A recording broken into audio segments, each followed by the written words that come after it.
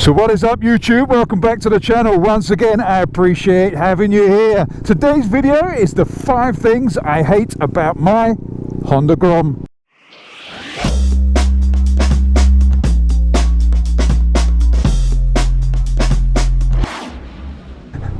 Thank you very much for sticking around. As I said in my Africa Twin video, the 5 things I hate about the Africa Twin, these are personal bugbears. These are my things.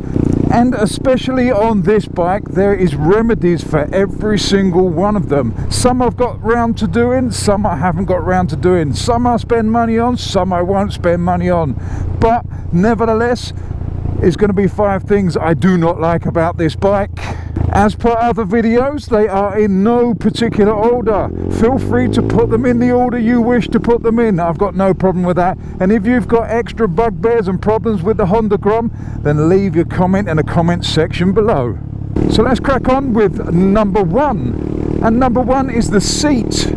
It is so uncomfortable. It's okay for about 3/4 of an hour, and then it becomes really uncomfortable. And I'm not quite sure if it's just the lack of foam in it, or the foam in it's quite tough, or it's the grip on the seat. It's got a very grippy surface, so in these jeans it kind of makes your butt itchy.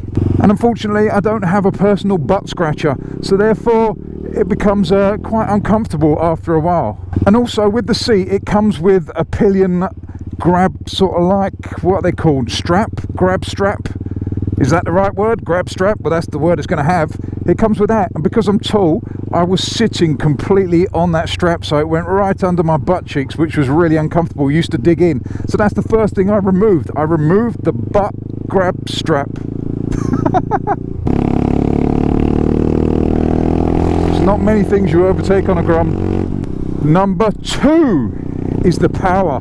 Once again, hold your horses. I know it's a 125, I know it's a Grom, I know it's not powerful. However, when you compare it to something like a Vespa Sprint, which is a 125 scooter, that has 1 brake horsepower more than this. This only has 9.6 or 9.5 brake horsepower. That's ridiculous. And on a 125 and a little bike, all those little bits count. That little extra brake horsepower would be marvellous on here. As I said before, you can do things to remedy this. You can get kits for the engine, and I've looked into it, but at the end of the day, I prefer a reliable bike than one I've played around with and spent quite a bit of money on. The kits are not cheap, let me tell you that. So this bike could do with just a touch more power to make it compete with a bloody Vespa. Number 3, and this might very well just be personal to me, but no gear indicator. I don't know what it is about this bike, but I am constantly in the wrong gear. I am constantly put it into first when I think I'm going into second, because I'm already in second, because it's only got 4 gears. I think because I ride the Africa Twin where I've got 6 up, it's like I run out of gears, so I never know which gear I'm in on this, so I change down too quickly and I end up sort of like going into first rather than second. That's probably just me being a little bit dumb and being on the other bike more and just take time to get used to it, but it's probably the only bike where I've selected wrong gears quite often.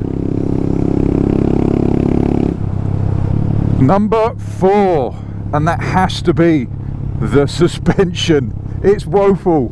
It is so soft, it is unreal. I mean, I can bottom it out just doing that, and that's not a lot of effort. It is so soft, it bottoms out so early. Again, remedies are out there, but they're bloody expensive. I was looking at Olin shocks and they cost a fortune. Plus you have to redo all the internals of the front forks. And can I be bothered to do that on a £2,500 bike? I don't know. I may get to that day where I change the suspension on it. I do like the bike. Even though this video is 5 things I hate, I do like the bike. That probably is the most annoying thing to me, in all honesty. The suspension is probably the biggest thing wrong with this bike. It needs to be a bit stiffer. That's what she said. So I might have to bite the bullet and change the front and rear suspension, because it really does annoy me. Let me pull over and show you. This is just me pushing down. I can bottom it out. That's not even with my weight, that's just pushing down with my arms.